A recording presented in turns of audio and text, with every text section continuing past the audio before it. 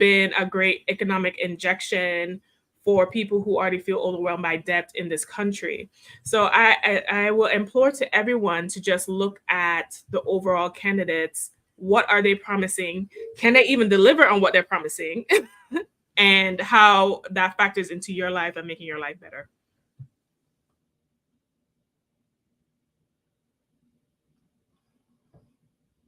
Sorry about that. I moved on too quickly from we were talking about the vote, and I wanted to look at some of those voter suppression slides that our team so beautifully did.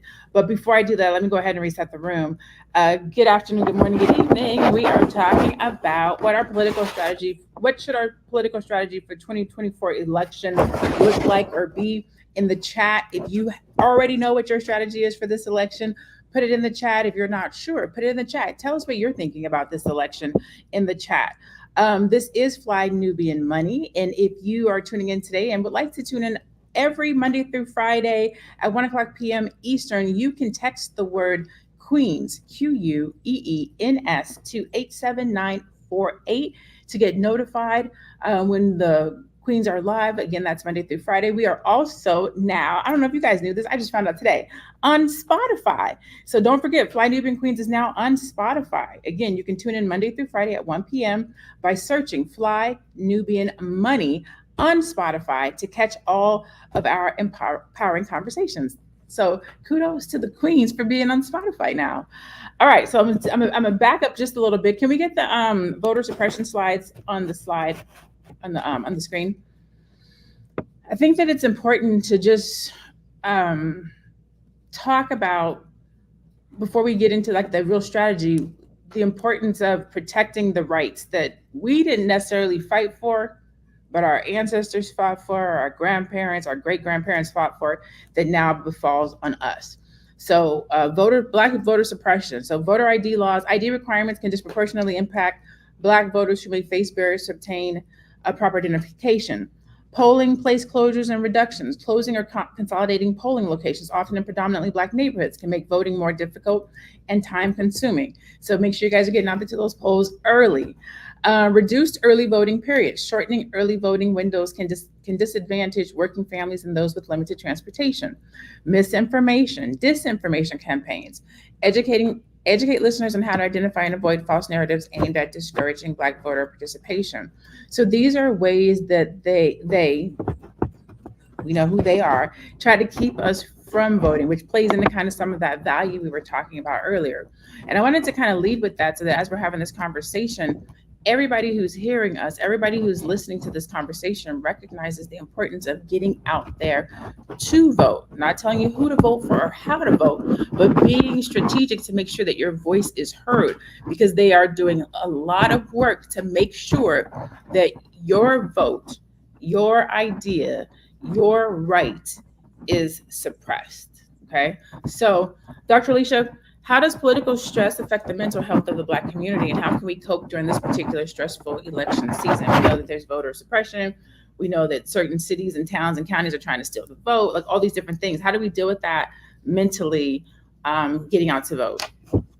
Okay, so we're in an election season, and it can be very stressful because we're going to be we're going to be inundated with all these political ads and all of this constant exposure to divisiveness rhetoric, and we're going to be reminded of all this systematic injustices and all this pressure that's put on us to advocate for change in our community. And it's going to sound as if this is critical. We need to get out today. And if we don't act now, and this is the most important election year in your entire life. I mean, they're putting all of this pressure on our shoulders. So this political stress, it can, for many of us, have a profound effect on mental health, especially in the Black community, because these issues are important to us and we feel it in our communities, right? So I think that we can get burned out with all of this, right? You know, the election season cycle starts earlier and earlier. So I think we need to really lean on our coping mechanisms during these times. It is very important that we establish boundaries with the news consumption. and engage ourselves in self-care practices. I know for myself, when election day comes, I will cast my vote. I will go home. I will eat dinner with my family, and I will sit and look at Netflix, right? I've done all that I could do. Just tuning into the news all day long is going to be everything that you're going to witness on that day. So I also think it's important just to kind of like, back away a little bit and engage in activities that bring joy and relaxation, hobbies, exercise. All of these things can mitigate the impact of political stress. You know what? You talked about the news, and that's a big one. Mary Joseph, for the past 15 years, I do not listen to the mainstream news. The news, people are looking to the news, so especially people who are not, let's say, politically savvy. So they're turning on the television, they're looking to the news, they're looking at the stats, they're looking at all the things that are happening, they're trying to figure out who should they vote for, who's right, who's wrong, who's going to do what they say they're going to do. Excuse me. Lala, what news are you using and or watching to help you make choices and decisions around the candidate, and or are you looking to the news?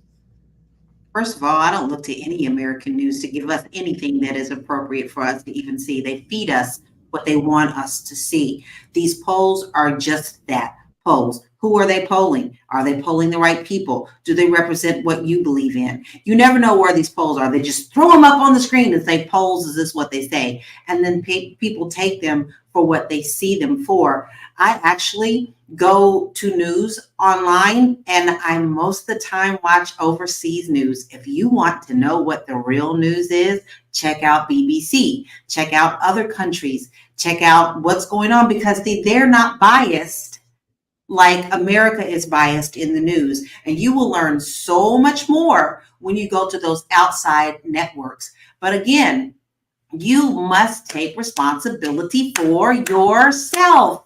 There is all sorts of platforms that you can go to on these candidates' websites. A lot of times they'll send out a pre-booklet in each state telling you about the candidate, what they stand for, who do they represent, Democrat, a Republican, Independent, Green Party, Tea Party. We got way more parties than the two they keep talking about.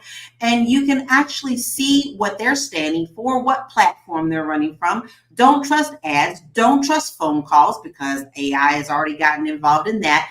You must do your own research to make sure that you are voting for the person that you feel is best for you and your family. Linda, I saw you nodding your head and smiling. Did you want to add something to that? Well, you know what? This may not be necessarily a news source, but I really love Roland Martin. I love him because he is really doing his best. I love his panel. I love that he made a decision to leave CNN and the mainstream and do his own thing per se, finance his own thing, bootstrap his own thing so that he could really give us the real deal. Again, I don't know him personally, but what I do love about what he says is that it's not just him. He has a very educated panel that rotates, and they bring their perspective as well. Again, I have to keep coming back to, I'm not looking to anyone to save me. While I can appreciate Athena's thought process in regards to it's all about the Benjamins for her, for a lot of people, they don't really have that many Benjamins. So should the Benjamins run the world, or should we help other people as well tap into how they can also be a part of the Benjamin Brigade? Thank you. Very well. Athena, so now we got to come over to you, Athena. Listen, it's not just all about the Benjamins, it's all about the love too. It's all about the love too. No, I'm not calling anybody out. I'm not saying that's right or wrong. Yeah. But we got 99 other folks out here, 99%. And so for some, it will be about the capital gains and things of that nature. But for most, it will not be that. Mm-hmm. That So, just That is so interesting. I'm gonna jump in just for a second because I think so much of our vote is based on emotions and how we feel more so than the actual nit and gritty nuts and bolts of things. I'll give you an example. When Donald Trump won the first election, my son was in the 8th grade, and his history teacher asked everybody in the class to fill out a survey based on your values, your beliefs, and your personal understanding about how the world should work. And based on how you answered that question, they gave all the students in the class a piece of paper that coincided with the political person who was running. Okay, so based on your beliefs and your values, here's the candidate that has campaigned on this platform that closely adheres to what you think is important or how this world should operate. And it was interesting because, you know, my son got Dianne Stein, who's the Green Party candidate at the time, and he got that. And the whole class was like, I don't care, I'm voting for Donald Trump. He didn't care. They were going on who felt at the time was the coolest person, you know, who they were voting based on emotion, up above and beyond their own political interest. So in a sense, they were voting against themselves because they were just looking at who do I like? Who's more interesting? Who do I want to see for the next 4 years above and beyond their own political interests? So people vote against their political interests because they focused on, okay, this man looks senile or this man ain't right. Look at the nit and gritty of the politics, okay, of what they're doing while they've been in office and, you know, vote on that. But so many of us don't do that. We vote on who we like. Who we like. That's our problem. Like the candidates. I mean, we're gonna get back to that. Let's reset the room. This is Fly Nubian Money. Okay. Today we are talking about what our political strategy for the 2024 election could be and or should be. I have 5 wonderful queens with us today: Dr. Alicia, Lala, Linda, and Athena. We are now on Spotify. You can catch the Fly Nubian Money on Spotify Monday through Friday at 1:00 p.m. If you want to get notified when we are live, you can text the word Queens to 87948. Again, that's 87948. It's down there on the screen. Lastly, make sure you go and check out flynubianmoney.com. There are courses and classes. You can get over there. You can learn about money, learn about business. I believe you might even get a discount or two. So go over there and check that out. Okay. So let's jump back into our conversation. We're talking about political interests, personal interests. We're talking about the different parties, and we're talking about voting relative to our emotions, right? So we have the Democrats, we have the Republicans, and we do have all of these various parties that are showing up now. Does that hurt the overall voting process? Because you have votes that are going off into these different independent candidates that pull from, let's say, the major candidates, because these are really, the truth is, these are the 2 major political parties. So does having these other independent candidates that people vote for actually hurt the actual process of voting? I'm gonna throw that to you, Lala, but I will take this around the room for anybody else who wants to answer. I feel it can in certain cases. However, historically, it's been known that if you are registered as an independent and you have to choose between the 2 major parties, they typically vote on the Democratic side, more so the Republicans. So those typically roll over. Look at Bernie Sanders. A lot of the times people, when he was on the panel to run and then he got taken off, Bernie had a lot of power, but most of those votes ended up going to the Democratic Party. So when you get the Green Party and the Tea Party and all those things, I do believe that it is very divisive. It kind of sends a message that we don't exactly know what we want. However, we do know what we want because they all have different things. And it definitely comes down to the 2-party system. You either or not. And it used to be that a long time ago, I could say, you know, I can understand some of the Republicans' points and I can understand some of the Democrats' points. At this point in my career, and my political life, I don't understand the Republicans at all. So therefore, as an independent, and I don't mind saying that here, my vote will go toward the Democratic Party. I love it. So if you guys are just joining us, we did ask earlier, what is your strategy for this 2024 election? Feel free to chime in the chat. Let us know what you're thinking about. Let us know what you're thinking about for this political election that's coming up. It can be, again, you don't have to tell us who you're voting for, but you can tell us what's important to you. You can tell us what you're looking at. You can tell us who you're turning to and what news sources that you're looking for to get your news from. You could tell us the things that are important to you. We want to hear from you. So let us know that over in the chat. Anybody else want to weigh in on the Democratic parties and the various parties and whether or not that affects our true democratic process between Republicans and Democrats? I think so. I would say because no matter what happens, that if you are independent and you're voting, that group is so small that it's going to be inconsequential when it comes to primaries, when it comes to actual who are the last two standing, and then when it comes to the voting process, because as you know, it's not a majority vote rule when it comes to U.S. presidential election. It is coming to who wins by state, and that state casts votes for the electoral college process. And most states are set up that the winner of the state gets all those votes, except for Maine and Nebraska, who gets proportional vote in the electoral college. So if you're voting, even if you are an independent thinking person, or you are as an independent, at the end of the day, you have to really pick a side between the main two if you want your vote to actually push one of them forward, because one of the two are going to win. So to what you were saying earlier, Nene, is that since one of the two are going to win, you're basically voting between the lesser of two evils, and like voting based on which of the lesser two evils for you and the things that matter to you. Outside of money and business and student loans, there are other issues that you need to consider. This is a women's channel. Reproductive rights is a big issue, and we have seen a lot of change in that area with the Roe v. Wade overturn.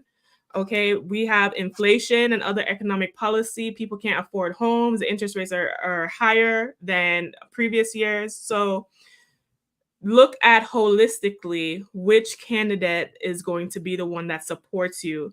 And also, it looks like it is going to be an issue of the lesser of two evils, in my opinion. However, I've maintained a level of neutrality because I understand at the end of the day, like Linda said, whoever sits in that seat, you still have your life to trudge on and move forward. And most political presidents and campaigns, to me, rarely make decisions that advance my life forward or that I can benefit off personally. And the way the system is set up anyway, between these super PAC donations, lobbyists, all of that, unfortunately, the president of the United States is more so a figurehead and a titular role than the only person that makes big decisions. I mean, we do have Congress and the House of Representatives, but a lot of influence is coming from corporations, rich people, people who have money, the people who can cut the check to push forward their agenda. And unfortunately, that is not us. So to that point, if we're just moving away in, go ahead. Oh, no, I was just going to say, yeah, I think we're long overdue for a third party. I think that choosing between two people is really no choice at all. And maybe if we threw our support behind the one political party that supports reparations for Black people, that's the Green Party. If we threw our support as Black people behind that one particular party, then maybe more people will start to take a third party idea more seriously. Maybe in the short run, we lose a couple of elections. Maybe we get some Republicans in office because our vote was taken away from the Democrats and pushed behind an actual candidate that supports what's important to us as Black people in the short run. But maybe that will send a message. It's time for us to now send a message that we are no longer going to be able to just blindly give you our vote because the Republicans are racist. We need to just get out of that. And they play to our emotions and manipulate us to vote in a certain way. Now, I will say in local elections, you can definitely put your weight behind a third party, because local elections, you can have way more effect on your day-to-day life in voting for a third party for local elections. And I'm real happy to see a growing need and a growing visibility of third party candidates winning elections on the local level. I think we should really consider, as Black people, that's my suggestion, maybe consider putting our vote behind the candidate that actually adheres to our needs, and not think strategically, let's just vote Democrat no matter what, because we're scared of this scary Republican becoming president. So I gotta do something real quick. Go ahead. Okay, I hear what you're saying in theory, but here's the real deal. People gonna be people. We can have 10 political parties.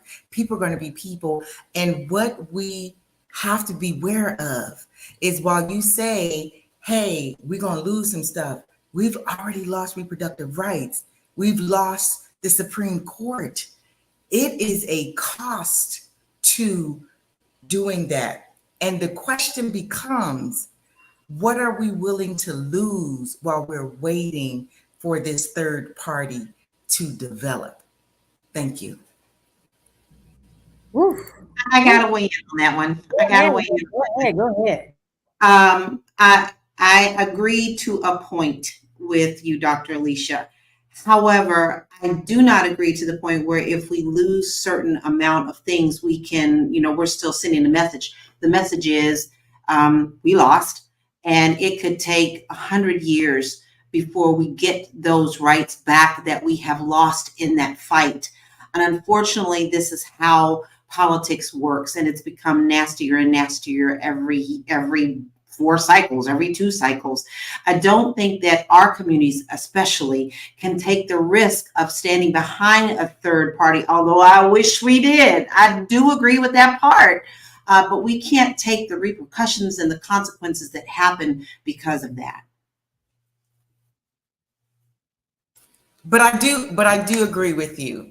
If only it was like in the movies and you had a third party and it all came together. I just want to say, we could all agree. I'm throwing these ideas out here because what we've been doing has not been working. It hasn't been working. Black people as a whole have not been better, no matter who's in office, right? It doesn't even affect us. Like, we got to do something different. So I understand the diverse opinions. And I do want to say one more thing. Listen, this is a very divisive time.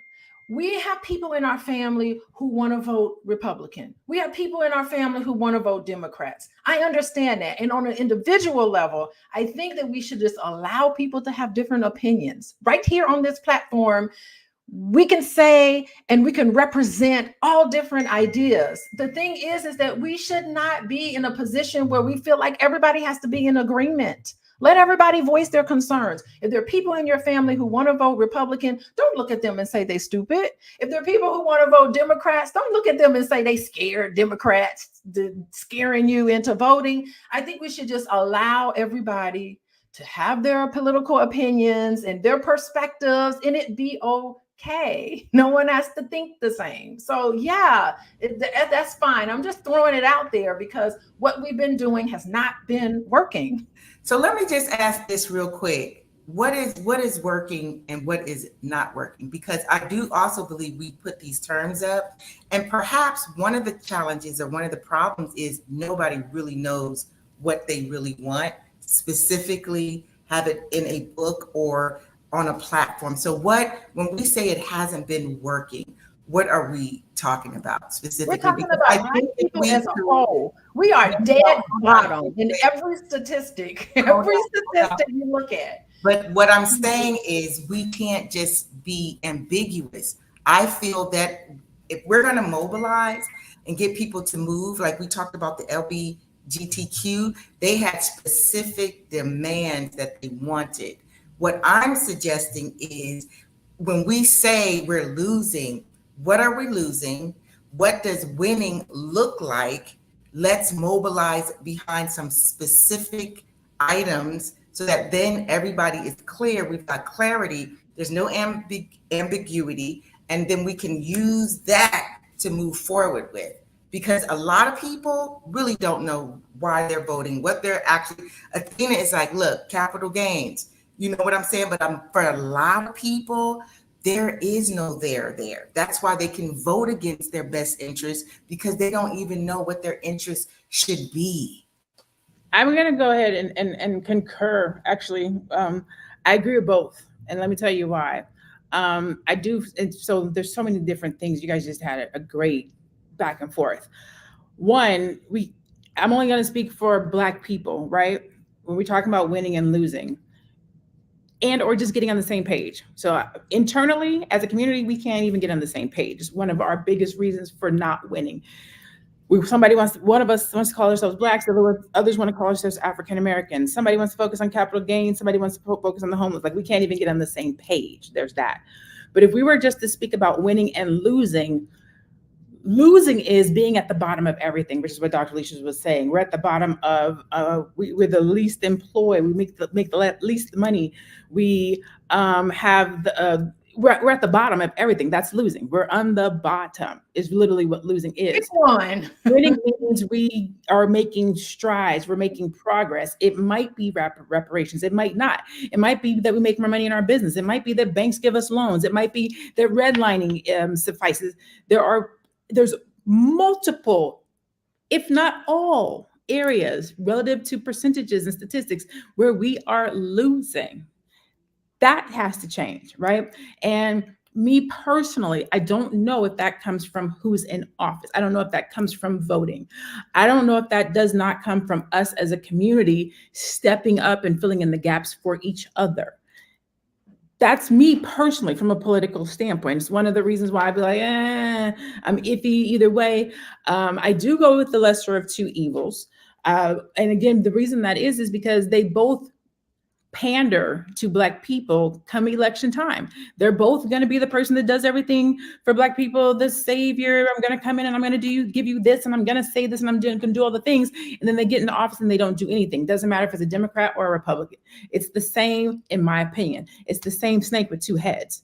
That's my opinion. So my question, I guess, to this panel is, when you are seeing that it doesn't matter who's in the office, a Republican or a Democrat, neither party is putting the issues of Black people first, where we can actually see it and feel it.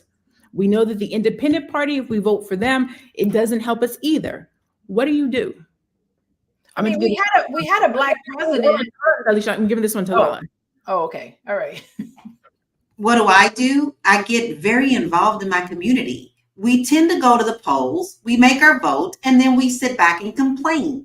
If you don't like what's happening in your schools, go to the schools and get involved. If you don't like what's happening in your neighborhood, go to the neighborhood association meetings and get involved. The problem that we have right now is simply basic.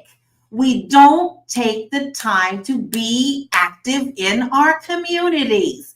Now, some of us do, a lot of us don't. But if you don't know what's going on around you, if you don't know that Aunt May across the street is starving because you're in your house all day long, then that's your problem as well, because that should be your responsibility as well. Humanity as well as your home, your neighbors, your school kids, you may not have kids, but you better know who's on that school board, because that's how people get in. The Moms for Liberty get in on these small little platforms like librarian. Woo! And then next thing you know, they done banned all the books. So you have to get active in your community. We could talk to a blue in the face, but until you actually want to get out there and make the change, nothing is going to change. I am vowing to make the change. As soon as I was 18, I started voting. Long before that, I went with my mother. But as I've gotten older and served on the caucuses and things of that nature, yes, you have to get involved. Whether you feel like that person is going to represent everything about you, no. But if we sit back and we are idle and we're quiet, nothing is going to change. I like that. Go ahead, Dr. Alicia. Oh, no, I was just going to say we had a Black president. And I mean, if you look at a lot of his policy, it was great that he was there and that, you know, the image of this Black family in the White House, that was beautiful. It's a wonderful representation and symbolism in terms of showing Black people in a positive light. However, in terms of policies, it's a little iffy there. You know, some of the things that he's done, I don't necessarily disagree with. I love what he did for the LGBT population. I think that was long overdue, but and making sure that, you know, LGBT population had rights. I think that was seminal and very important. But when you talk about things specifically for Black people, I think it's more of a universal approach, right? Than specifically reparations for Black people, because he was not at all interested in reparations as a president. And he clearly spoke about that. I'm not interested at all in looking at reparations, but he did a lot of universal things that that helped Black people kind of secondly. Yeah, I think that's what he did. So, I mean, there's a lot to be, there's a lot that he left on the table that I feel like he could have done a little more. And I think that after the Barack Obama presidency, we see this big backlash with the Tea Party, and it just makes us kind of like shrug our shoulders and go, dag, now what? You know, it's just like we're between a rock and a hard place of what to do politically as a group of people who are the one and only group of individuals that have yet to see reparations. Everyone else got reparations but us. That's true. And what I would like to say, and I appreciate everything you said, Dr. Alicia, there was a point that was made earlier about how we don't have like a consensus as a group of what we want or what we would like to see. Should we just a magic wand just appear and we could just get certain things on the agenda met tomorrow? There would probably be some big debate over that. So I actually came up with some things that if, you know, I was the president, we could just give to Black people. Like, these are the things that I think maybe we should look into or ask for. So I'm definitely pro reparations. And I think the reparations should come in several forms. I think one, every household need a check, offer it. Two, I think everyone who's African American living in this country should have student loan debt forgiveness. Whatever the loan is, the debt is forgiven. Free state college for Black people, a Black business fund that is earmarked to stimulate economic growth for Black businesses. And we can take all of this out the war budget because we've been funding all these wars, honey. And we can find money to support Ukraine, support all these wars that we don't even need to be in. That could be where the money for the reparations come from. And also to create a baby equity fund. So at least $1,000 given to every Black child born that put towards their future retirement that they cannot take out. So by the time they retire, they have some for money for the future. So these are some ideas I'm just throwing out there that we could get behind as a people, as things that we can ask for as a Black agenda. I support that message. Question. This is something I've actually had this question behind closed doors with friends when we were talking about Obama specifically, but I think it applies to all candidates and or presidents, etc. Do you think that Americans, rather, how do you think that they would react if even half of what she said was implemented, right? Yeah. Well, if only Black people got free education, if Black people actually got reparations, if America actually said, oops, my bad, we suck, we effed up, slavery was bad, it was our fault. Like, I feel like America would lose its mind if it had to take any accountability for the way that it has handled and treated Black people in this country. It's one of the, this is my thought. It's one of the reasons why I think when a president gets into office, they talk about all these great things they're going to do for us, but then once they get in there, they kind of take their hands off, because if they were really to actually stand up and beat on their chest for Black people, America would lose its mind. What do you think? I'll start with you, Linda. Absolutely. They lost their mind when we had a Black president who did not get us reparations, who did not do a lot of different things. They lost their minds. Like, I think it was Lala said, the Tea Party, all of this stuff came because America had the audacity to vote in a Black man. And here's what I will say, and I'm just going to say it. I can't even imagine what would have happened, because he was very, if he had looked like Shaka Zulu, I'm going to just leave it at that. Y'all can do whatever you want to with that description. It would have been doubly worse. And had we been the same people scaling those walls down at the Capitol, it would have been a bloodbath. It would have been an absolute bloodbath. It would have been bloody, whatever day that was, Bloody Tuesday, Bloody Friday. And the reality of the situation is, we do live in a racist society who are appalled, I believe, on one hand, at what has happened with us as a people from slavery. But at the same time, because they know that everything that most of them have came from us and through us, that's what they really don't want to acknowledge. And so reparations would mean our bad, oops, and all that. They can give it to the Japanese, they can give it to the Chinese, they can give it to everybody, because they weren't an active part of building this whole country in the way that we did. And they don't look like Shaka Zulu. Anybody else want to weigh in on that? You're talking about people who couldn't even stand the fact that our President Obama wore a tan suit. The uproar of just him wearing a tan suit will tell you that we would have instant civil war. And the fact that they are canceling all of our DEI programs and cutting out scholarships and grants for people who just give to the Black communities will tell you right now, if we did that, this country would burn. And I do mean literally. I don't mean vocally. It will burn, because they cannot stand us having anything. They will never admit to this never being their land. It didn't even belong to us, okay? They will never admit or give back to anything that has to do with anything that's outside of their whiteness. If we threaten that white privilege, they're going to come down even harder. And the fact is, we actually have more power. But what are we going to do about it? So that leads me to this question.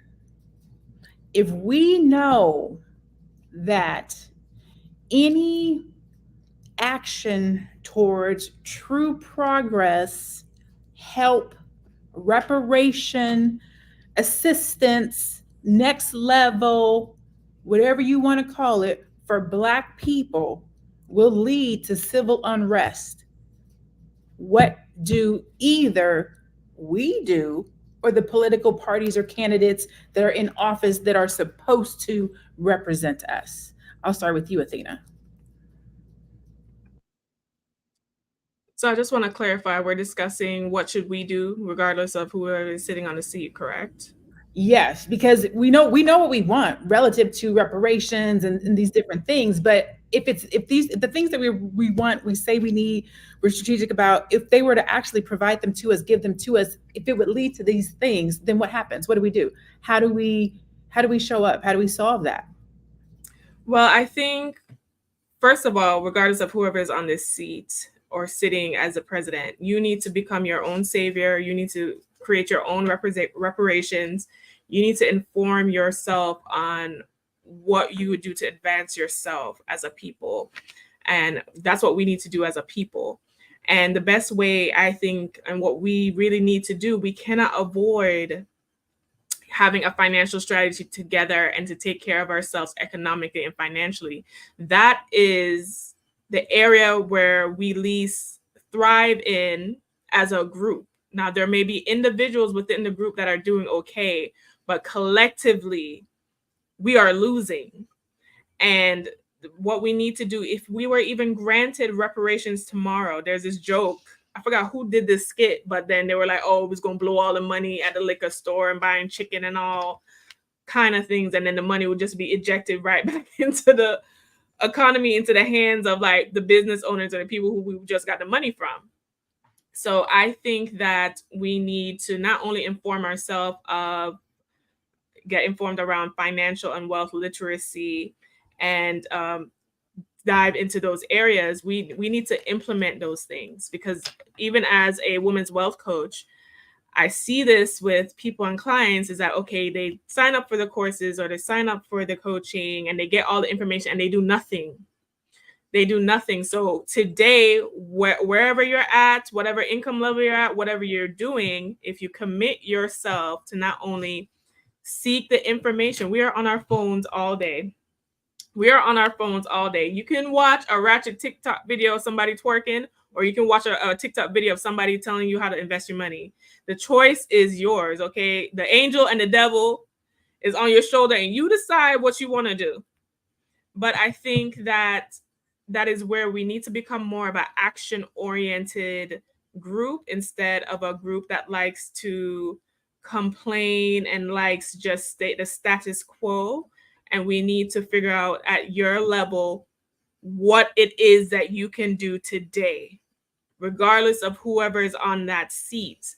Me personally, I was just saying this to myself this morning. I was like, I need to review my retirement strategy, because there's certain things by the time I hit 40, which is like, I think a few years down the line, by the time I hit 40, certain things need to be met so I don't have to worry about those things, whether or not I'm with somebody or not, or whatever the situation is.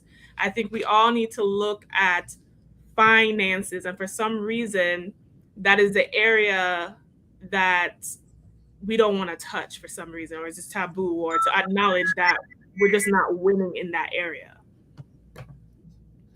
All right, so we're down to our last is go around the room. I want to ask what each of your strategy is in this election. And then after that, we'll go back around and give where people can find you. So we'll start with you, Lala. What is your strategy for this election? What are you looking for? My strategy is to know what is on this ballot, who is supporting it, who's not supporting it, who in my community I can get with, who can I help go to the polls. I am all about being active and being involved in my government. This is my country. I will not be sorry to say that I am a patriot. You don't get to take that away from me. I will always stand for this country. And if I have to fight for it, I have to fight for it. But it involves me and my household first. And then that is what I suggest to you. A closed mouth never, ever, ever gets fed. So start with your children, teach them, and show them the way. It's been done before. We can do it again. And you can find me very easily. I made it very easy at bit.ly/laurakey.info. Awesome. Thank you so much. What about you, Dr. Alicia? I think my strategy, and this is what I recommend other people to think about, just focus on what you can control and what you cannot control. What you can control is you can go to the polls and you can vote if that's what you feel like you need to do, and vote for whoever you feel like you need to vote for, right? And even if you feel strongly about a political issue, just get with like-minded people who feel the same with you and decide how much of your energy you're going to devote to that, because we all have lives that we have to live, right? We can't just drop everything and go head in to this direction and work on these issues. So I think balance is important. Staying emotionally stable is important, and just recognizing there are some things that I can control and I can have influence of, and there's some things I have to let go. You have to let go and just work on filling yourself up and doing what you think is important for you.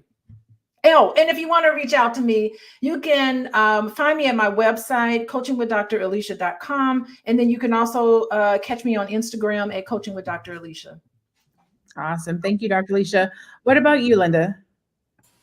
My strategy is to make sure that the people that I love, that I care for, are educated, are up on the issues, in this lethargy that is going around and the lesser of two evils and all that. I just don't think that's luxury language, and it gives a person a sense of despair and doom and gloom, which is definitely not what we need right now. However, people can choose to speak on things the way they choose to, but my strategy is to make sure that the people that I love are going to vote, understand the issues, because there is a gap between those who are really up on what's happening and those who are not. And to pretend like that gap isn't there, I believe we do that to our detriment.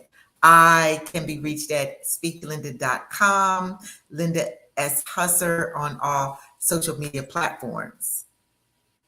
Thank you, Linda. Last but not least, Miss Athena. Okay, so my strategy is to basically look at the issues that matter to me, pertain to my life, my situation. A lot of millennials are frustrated around a lot of policy and things going on in this country. I fall into that group. So I will be picking the candidate that best supports the issues that pertain to me. I will be watching the political theater as both parties and candidates put on a show. And I'll be focusing on what I can control, like Dr. Alicia said, because that is within the realm of power that I have.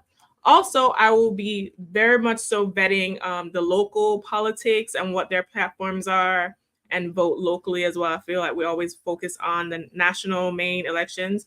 I'll definitely be focusing on that. If you want to reach out to me, you can find me at wewealthwomen.com, especially for you ladies who want to level up your economic bag, regardless who is sitting on the seat. That is where you can find me. I love it. I love it. Thank you so much. So today we've been talking about what's our political strategy for the 2024 election. This is Fly Nubian Money. Again, you can catch us on Spotify every Monday through Friday at 1:00 p.m. Eastern. You can also text the word Queens, QUEENS, to 87948 so that you can subscribe to the YouTube channel so you can be notified whenever we go live.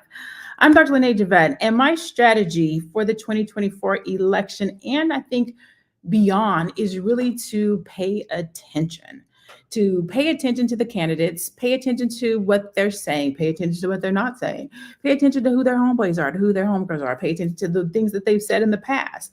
I do believe, unfortunately, that we are operating from the perspective of one snake with two heads. Therefore, regardless of who we vote for, we're voting for the same person. I do believe that we're currently in a place of the lesser of two evils. I do believe that both of these parties, not even individuals, are not for us as a Black people. But I do also believe that we have to show up. We have to have our voices be heard. We do have to pick one.